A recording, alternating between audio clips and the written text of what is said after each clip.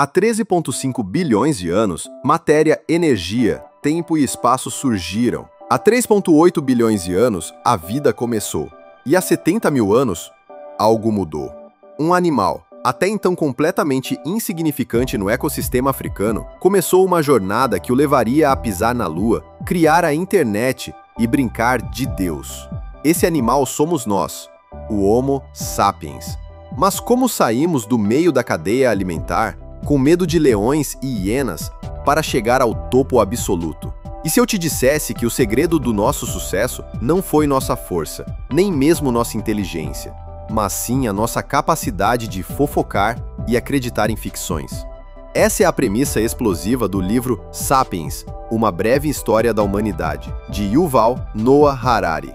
Hoje vamos embarcar em uma jornada de 70 mil anos para descobrir as 3 grandes revoluções que nos definiram.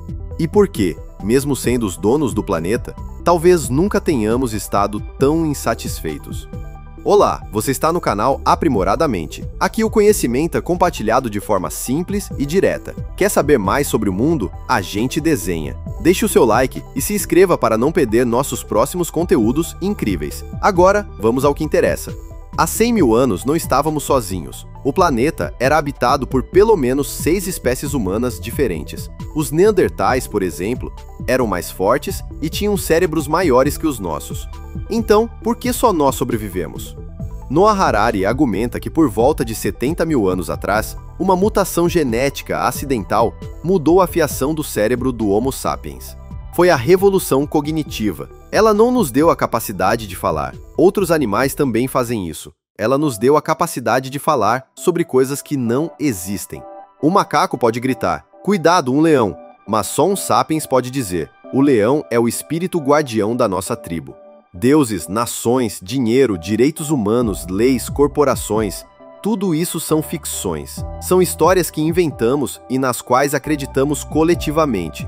E por que isso é tão poderoso? Porque permite a cooperação em massa e flexível. Um chimpanzé não consegue cooperar com mais de 150 indivíduos. Nós, sapiens, podemos unir milhões de estranhos em torno de uma ideia comum, como construir uma catedral, lutar por uma nação ou fundar uma empresa, como a Peugeot, que, como Noah Harari explica, é uma ficção legal que só existe na nossa imaginação coletiva. Essa foi nossa arma secreta. Enquanto os neandertais caçavam em pequenos grupos, nós criávamos estratégias complexas baseadas em mitos compartilhados. E onde quer que o sapiens chegava, as outras espécies humanas desapareciam.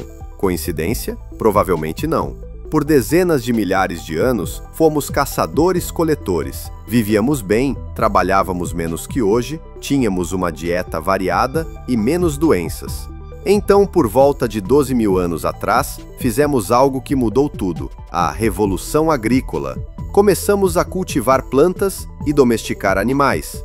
Parece um grande avanço, certo? Ter mais comida, mais segurança. Noah Harari chama isso de a maior fraude da história. Mas por quê? Porque a agricultura não nos serviu. Nós é que nos tornamos escravos de um punhado de plantas, como o trigo, o arroz e a batata. Nossa dieta piorou drasticamente, ficamos mais suscetíveis a doenças e pragas. A jornada de trabalho explodiu. E pela primeira vez, surgiu a ansiedade com o futuro. Será que vai chover? Será que a colheita será boa? A agricultura permitiu que a população explodisse, mas a qualidade de vida individual despencou. Essa explosão populacional criou novos problemas. Como organizar milhões de pessoas? Como registrar informações sobre colheitas e impostos? A resposta foi a invenção da escrita e dos números, e com eles surgiram as hierarquias, os impérios e a sobrecarga de memória. O agricultor médio não precisava de escrita, mas a elite, sim. A história, explica Noah Harari, é algo que pouquíssimas pessoas fizeram, enquanto todas as outras aravam os campos e carregavam baldes de água. Com a agricultura, o mundo se tornou um mosaico de reinos e culturas. Mas 3 grandes forças começaram a nos unificar, derrubando barreiras e criando a aldeia global que conhecemos hoje. Mas antes de eu contar quais são essas 3 grandes forças, gostaríamos de pedir o seu like, se você estiver gostando desse conteúdo. Esse seu pequeno gesto é muito importante para o reconhecimento do nosso trabalho e esforço. Muito obrigado! Agora, continuando. A primeira força é o dinheiro. O dinheiro é a ficção mais bem-sucedida já inventada. É o único sistema de confiança mútua criado pela humanidade. Um cristão e um muçulmano podem discordar sobre Deus, mas ambos acreditam em uma nota de dólar. O dinheiro permite que estranhos que não confiam um no outro cooperem em comércio e indústria. A segunda força são os impérios. Impérios são sistemas políticos que governam um grande número de povos distintos. Embora muitas vezes construídos com violência e opressão, eles foram aceleradores da história, fundindo culturas, espalhando tecnologias, leis e ideias por vastos territórios. A terceira força são as religiões universais. Religiões como o budismo, o cristianismo e o islamismo, pela primeira vez, afirmaram que suas leis e verdades eram universais, aplicáveis a todos os seres humanos. Elas deram à humanidade uma base de identidade que transcendia fronteiras geográficas e culturais, legitimando estruturas sociais e políticas. Nos últimos 500 anos, uma nova revolução mudou o jogo completamente. A Revolução Científica. E ela se baseia em uma ideia radical: a descoberta da ignorância. Antes, acreditava-se que todo o conhecimento importante já estava nos livros sagrados. A ciência moderna, ao contrário, admite que não sabemos tudo e que precisamos observar e experimentar para obter novo conhecimento.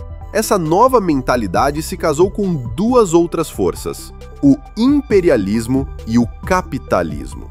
A ciência deu aos impérios europeus a tecnologia para conquistar o mundo, por meio de armas, navios, remédios, e o capitalismo deu à ciência e aos impérios o crédito, a crença no futuro, a ideia de que o investimento em exploração e pesquisa traria lucros imensos. Essa aliança criou o mundo moderno, com seu crescimento exponencial, mas também com suas crises. A Revolução Industrial nos deu energia quase ilimitada, mas destruiu ecossistemas. A medicina dobrou nossa expectativa de vida, mas a felicidade, essa é outra história. E assim chegamos ao nosso momento atual. De um animal insignificante, nos tornamos deuses, capazes de criar e destruir mundos. Mas Noah Harari termina com uma pergunta perturbadora: somos mais felizes? Apesar de todo o nosso poder, conforto e conhecimento, não há evidências de que sejamos mais felizes que nossos antepassados caçadores-coletores.